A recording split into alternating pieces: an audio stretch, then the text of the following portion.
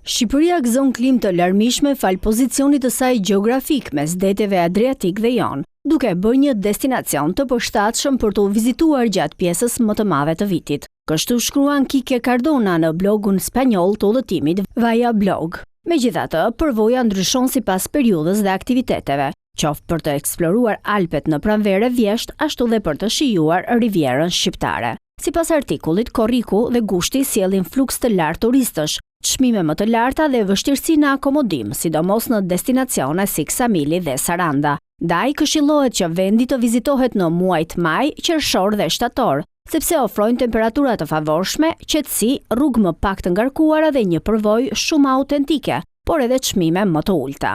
Pikërisht për këto arsye, fundi i pranverës dhe fillimi i vjeshtës mbeten periudha ideale për të vizituar Shqipërinë. Në artikull rekomandohet se gjatë qëndrimit në Ksamil të vizitohet dhe Butrinti. Mes atraksioneve të saj të shumta rekomandohet edhe Tirana. Nga një qytet i ftohtë postkomunist është kthyer në një destinacion urban plot ngjyra dhe një jetë nate që i habit ata që vizitojnë për herë të parë Shqipërinë. Sheshi Skënderbej, Xhamia e Tembeut dhe Piramida janë atraksionet që duhen vizituar.